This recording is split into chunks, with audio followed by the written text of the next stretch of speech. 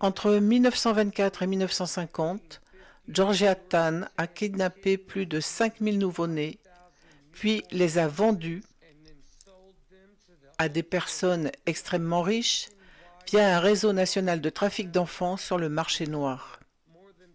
Plus de 500 de ces nourrissons sont morts avant d'être vendus, victimes de maltraitance, de négligence, de maladies et de malnutrition. Certains bébés ont été arrachés des bras de leur mère en pleine rue et en plein jour. D'autres ont été kidnappés dans des églises ou des crèches où ils jouaient.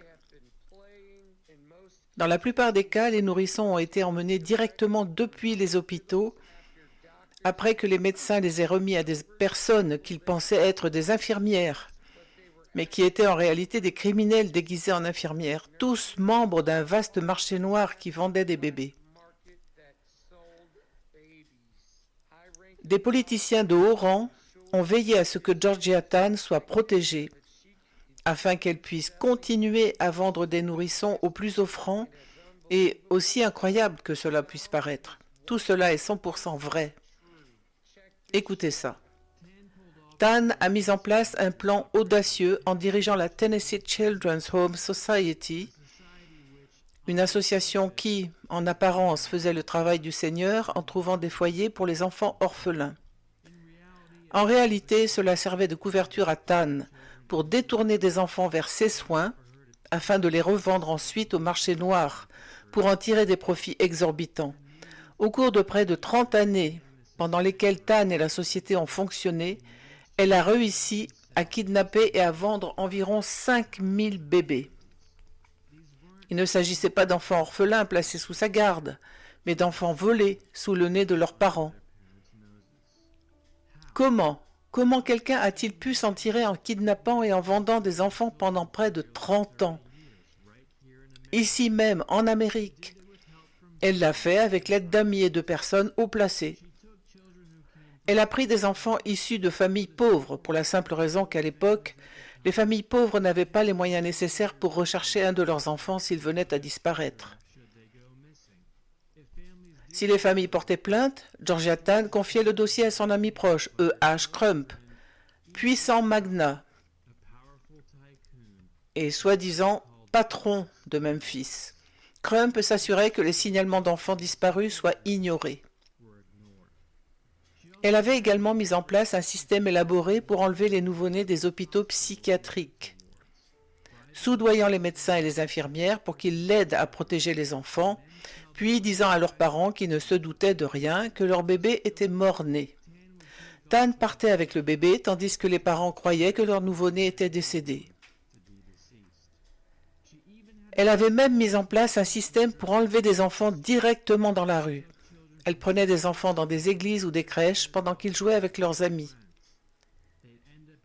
Ils se retrouvaient alors dans les bras d'un travailleur social en uniforme, employé par Tan, et leurs parents biologiques ne les revoyaient plus jamais. Une fois que les enfants étaient sous sa garde et que leurs parents n'étaient pas au courant, Tan effaçait leur identité et les vendait à des couples souhaitant adopter, les laissant dans l'ignorance totale de l'origine de l'enfant, en falsifiant ou en détruisant leurs documents.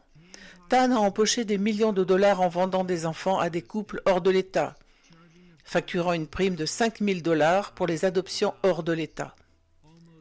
Près de 90% de ces ventes, le mot « vente » étant dans ce contexte vraiment répugnant, ont été réalisées auprès de couples fortunés de New York et Los Angeles qui avaient les moyens de s'offrir les services de Tan, y compris l'actrice Joan Crawford, qui a adopté ses jumelles auprès de Tan.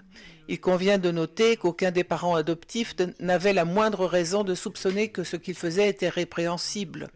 En apparence, l'activité de Tan était celle d'une agence d'adoption légitime.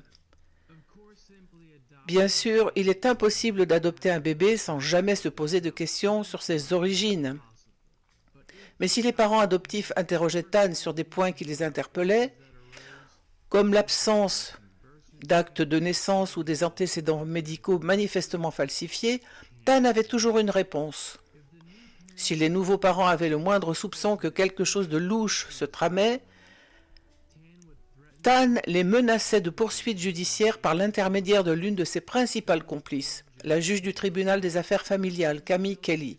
La juge Kelly utilisait son pouvoir pour sanctionner les activités de Tan et menaçait les parents adoptifs de leur retirer leurs enfants adoptifs s'ils continuaient à faire des histoires ou à poser des questions. Ils étaient également menacés d'être impliqués dans les éventuelles poursuites judiciaires auxquelles Tan aurait pu ou non faire face. Après tout, ils avaient fait appel à ses services, donc techniquement, ils étaient eux-mêmes impliqués dans une entreprise illégale. Et voilà qu'une juge leur disait qu'ils étaient complices.